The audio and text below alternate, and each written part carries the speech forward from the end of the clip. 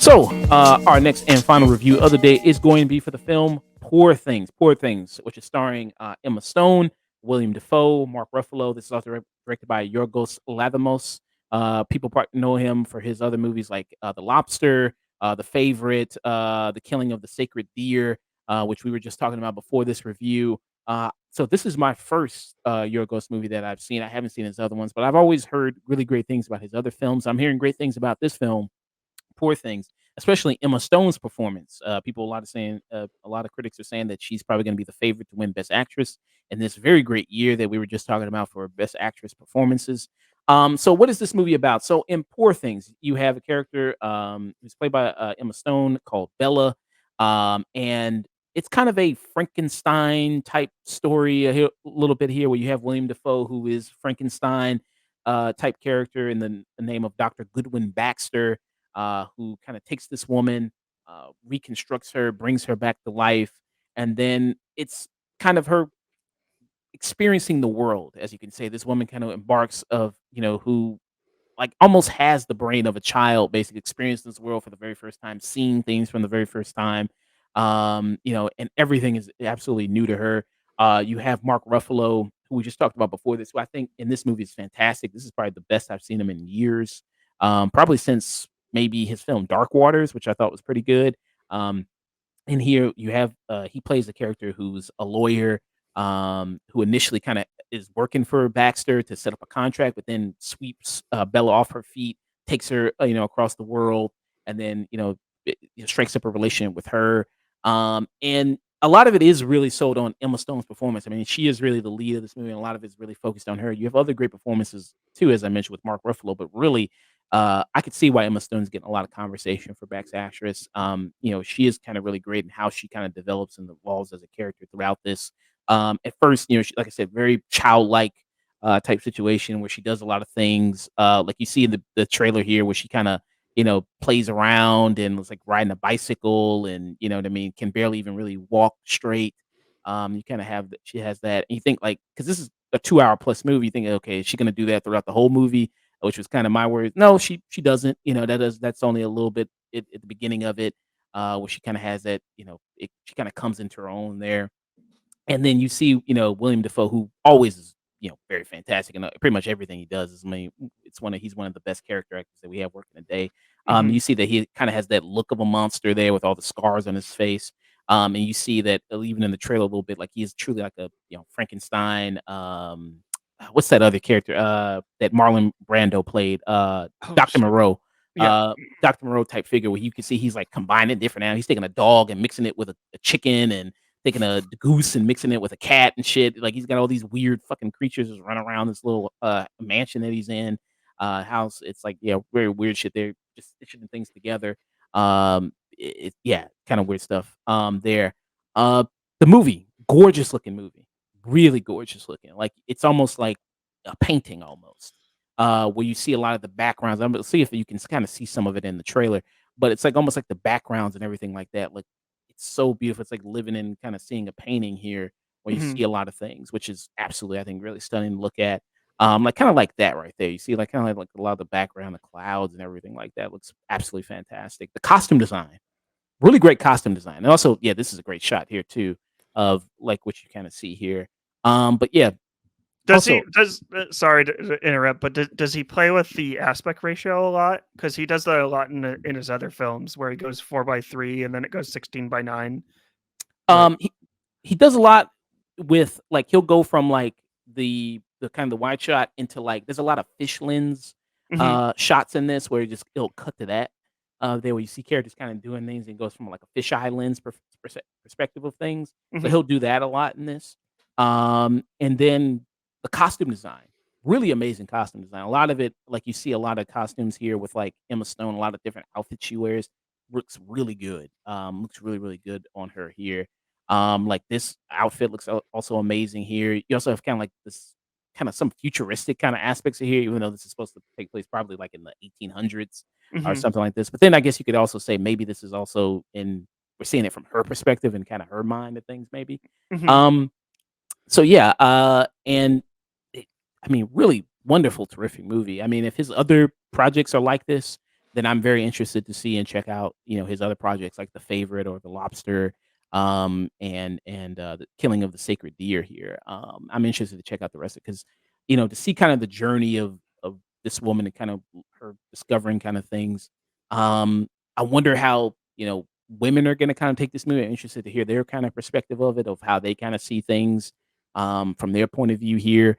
Uh, but what are some of your kind of questions or comments about this movie? Well, first of all, the cast is stacked. Like I love Rami Youssef, like from the show Rami, I believe Mhm. it on Hulu.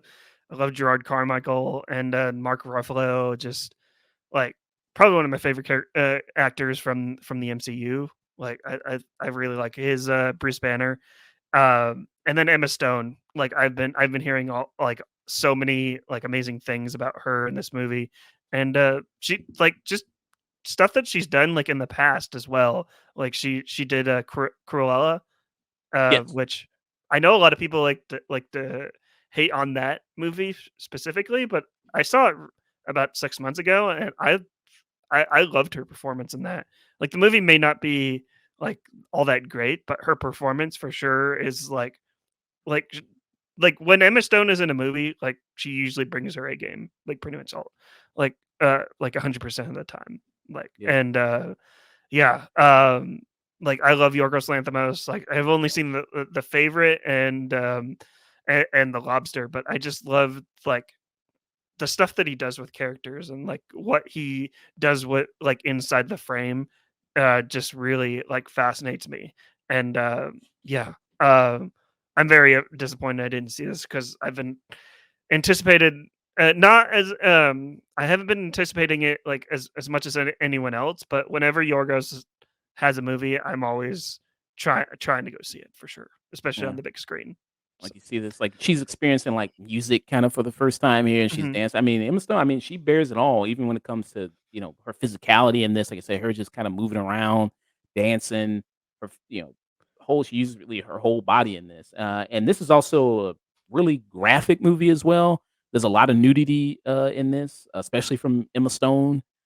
So she's completely nude in this, so it's like, "Oh, okay." So yeah, there's a lot of that in here.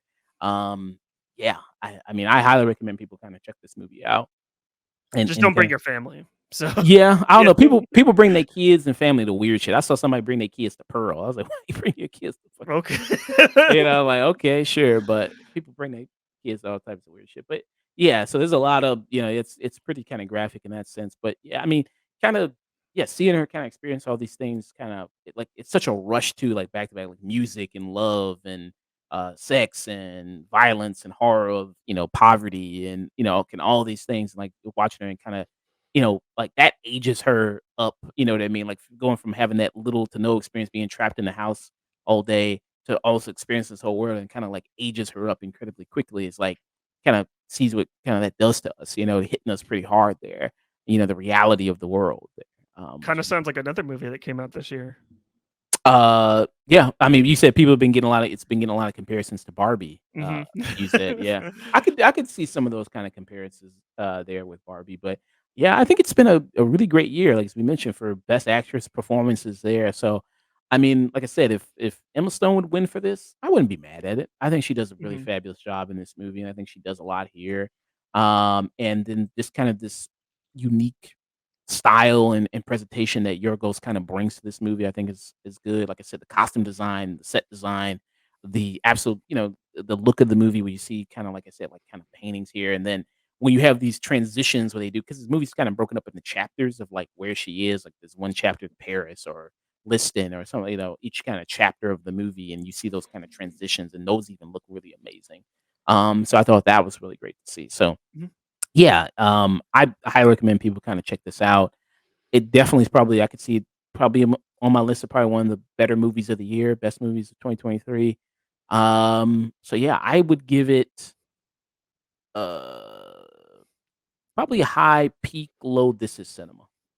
Probably around that territory. I can't really think of any real mainly issues I had with it. there. I think it moves at a good pace. I think it's also very humorous as well, even when it's dark as well. It's also very humorous. A lot of people do a really good job, not only from Emma Stone, but she does, like I said, having no filter because she also like I said, has that kid kind of mentality where kids would just straight up tell like you ugly. You know what I mean? Like kids would just kind of just tell you that kid's got no straight up filter. So she kind of has that ability here in this movie, which I think is pretty funny. Also, William Dafoe is also pretty funny as being this, the weird kind of Frankenstein doctor here.